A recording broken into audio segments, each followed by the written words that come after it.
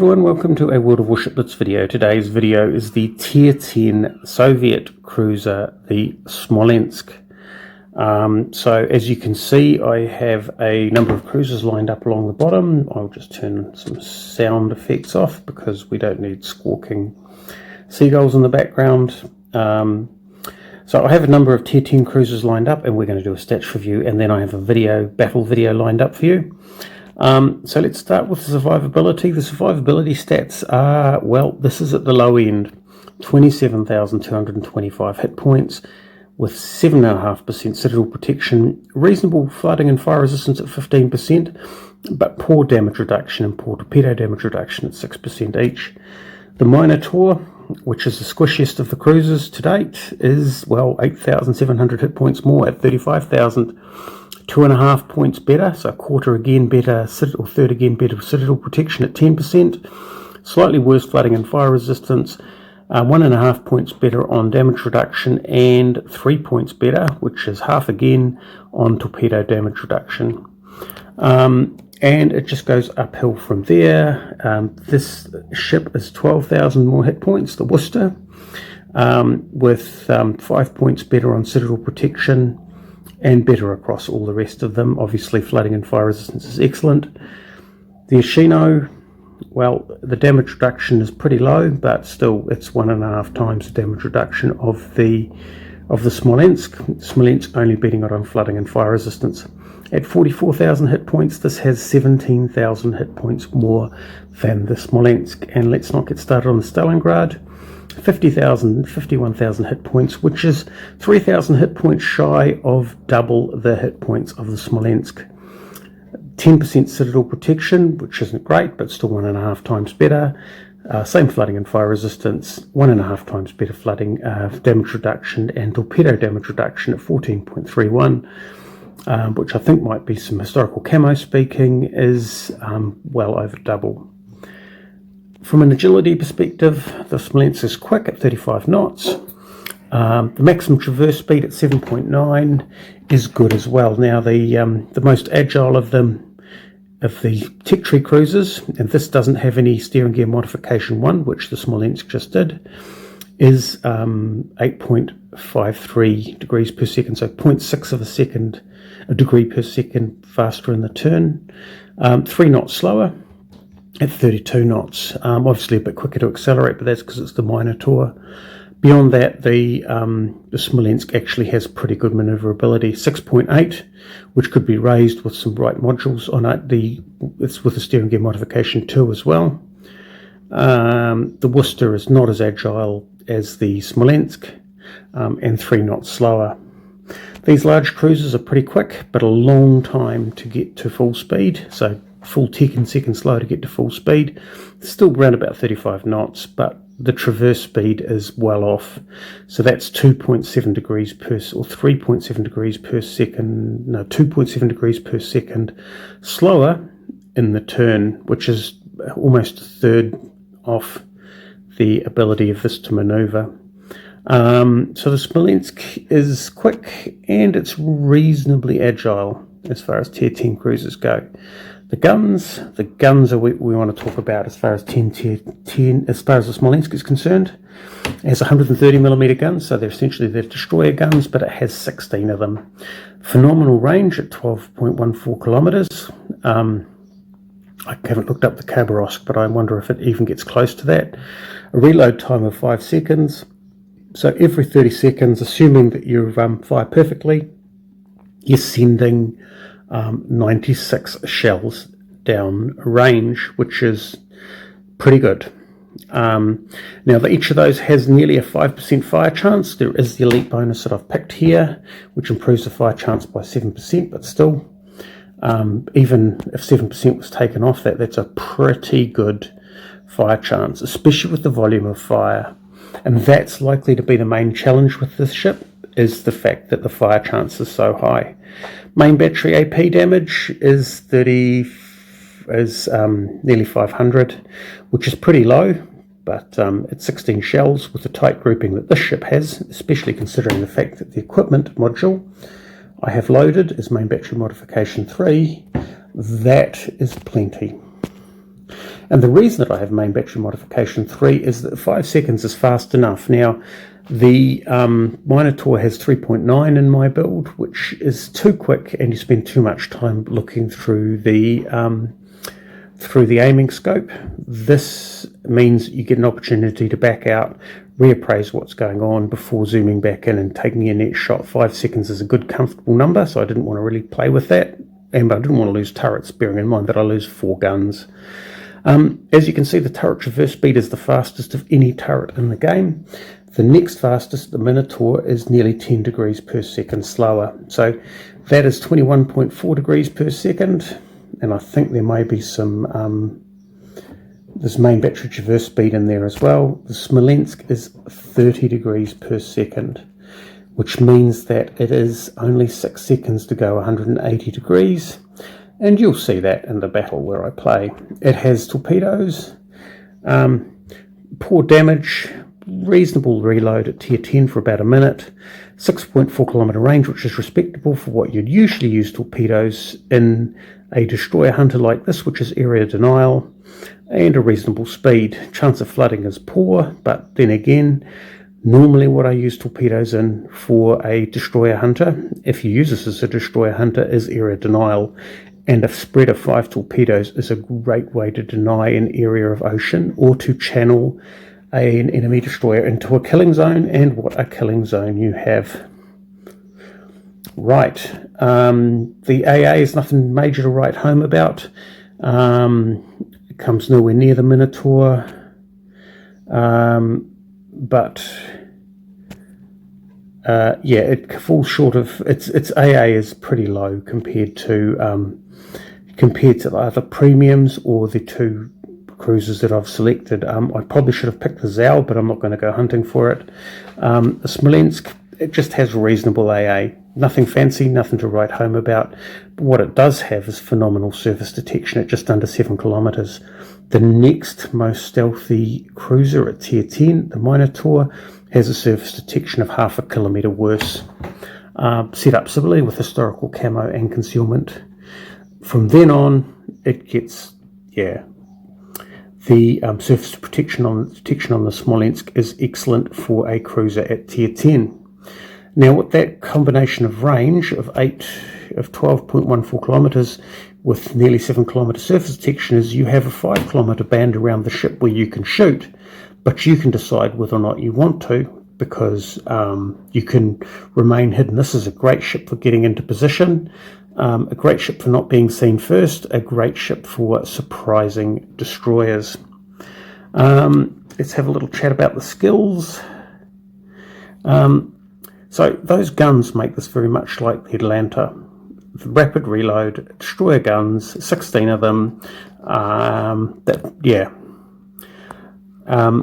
However, the ship skills, in combination with its agility and speed, sort of makes it the equivalent of the Belfast. So it's really a tier 10 version of the Atlanta and Belfast put together.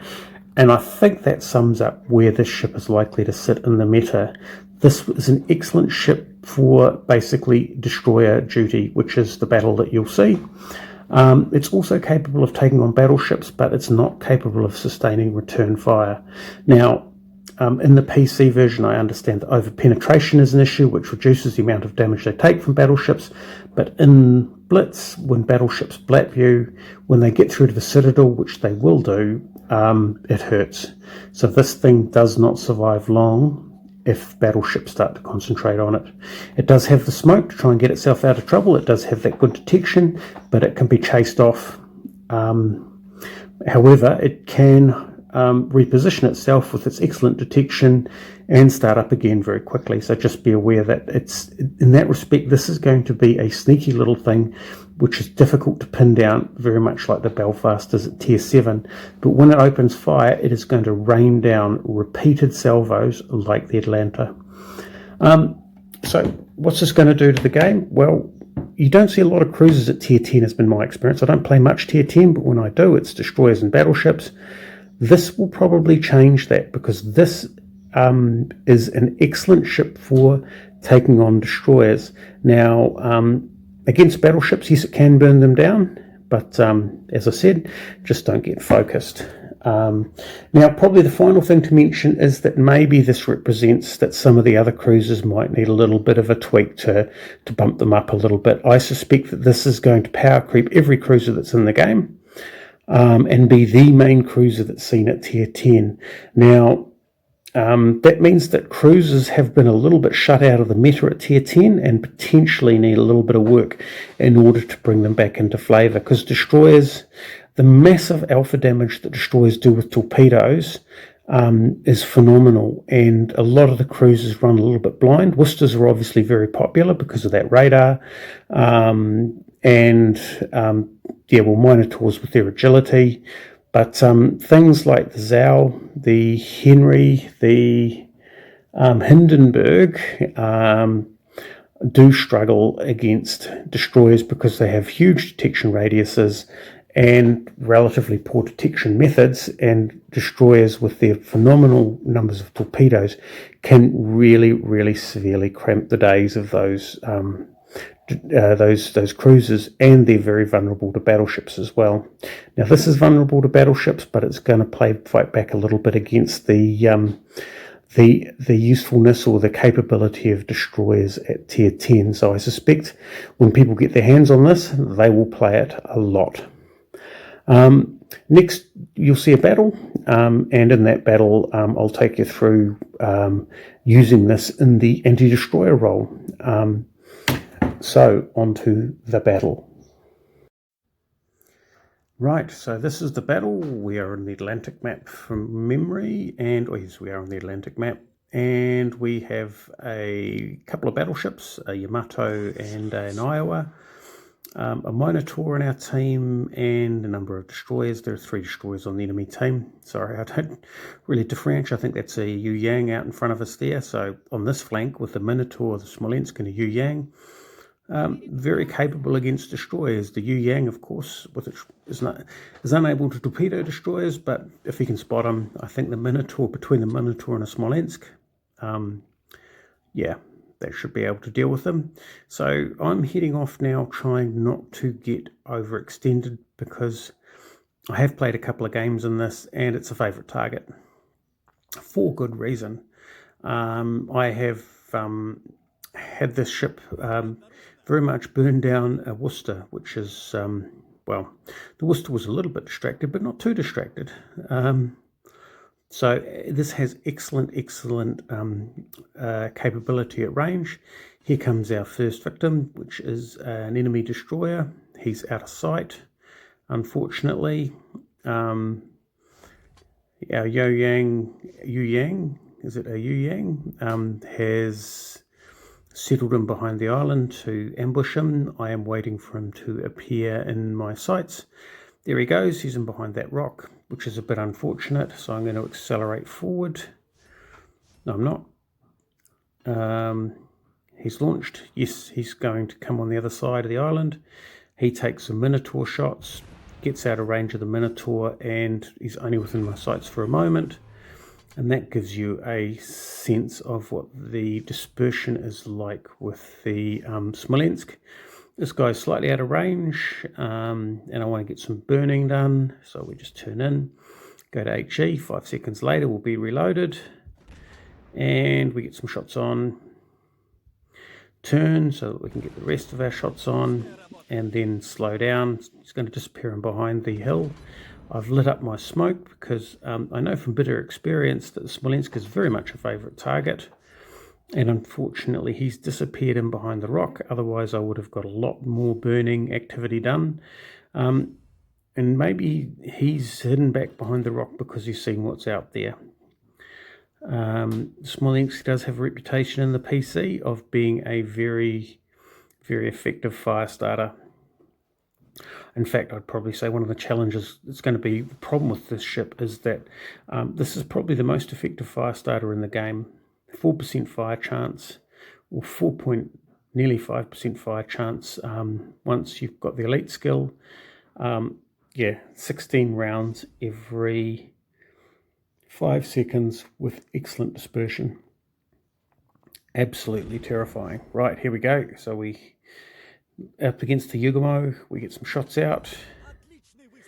As you can see, at extreme range, 5 of them land. More shots out. So he's that's the Baltimore gone down to the Minotaur. So, well, that's good, that because I feel I've abandoned that flank. But then again, the role of the ship, or perhaps what I view the role of the ship, is very much a destroyer hunter. It is capable of so much more than that. This is very much like a Belfast, as I said.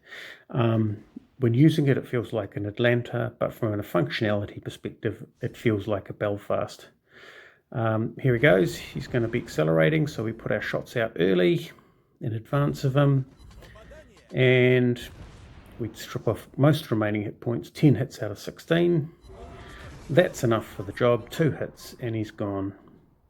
Unfortunately, I didn't prevent him from getting torpedoes off, although our friendly battleship is in the turn, so has ameliorated a lot of that damage.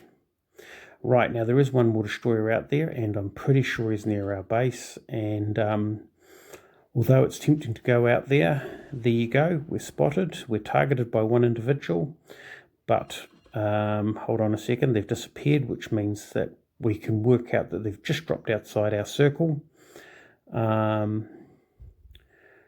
That's going to be an interesting challenge, because I need to find them, and probably the best way to find a hidden destroyer if you don't have an aircraft carrier is to follow the line of torpedoes.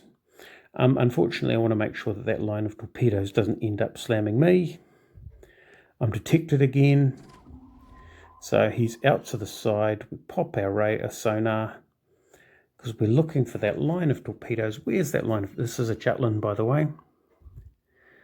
We're looking for that line of torpedoes, and there we go. There's a line of torpedoes.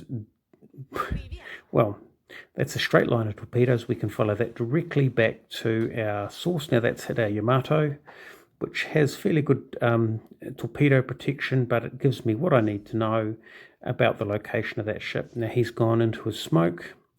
I'm going to keep moving towards him without revealing my presence, because I have excellent concealment. So his concern is, where is that Smolensk? As you can see, I'm getting into the turn there. Right, look how fast these guns rotate.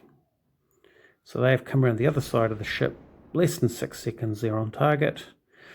Almost one reload cycle and your guns have reversed side.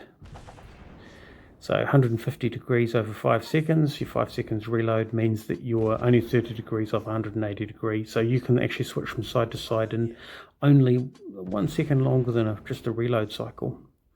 That's incredible swiftness. And as you can see, the destroyer there really didn't stand a chance. So I'm detected, not sure what by, because the destroyer's gone. And we'll move back into the battle, but with 35 seconds on the battle clock. I've done my duty, protected the battleships, protected the cap. Not a great scoring battle, but then again, it's 3 kills, easily achieved with the phenomenal dispersion and the rapid reload and extremely fast rotating turrets of this very, very capable ship. So yeah, so there you go. You see it in battle. If you are at all one of those people that likes to clear the seas of those little destroyer fellas, this is going to definitely be the ship for you. It is also very capable of burning down larger ships, which I won't show you because, well, those are different battles, and my positioning isn't great, so I get a lot of counter battery fire, to be fair. Anyway, I hope that gives you an impression about what the capabilities of this ship are. Very, very capable against destroyers, probably an excellent all-rounder. My summary, as I've said, is the Atlanta and the Belfast combined, brought to tier 10. Is it overpowered? Potentially, yes. But once it's released, that'll be confirmed one way or the other. Thanks for watching, and we'll catch you next time.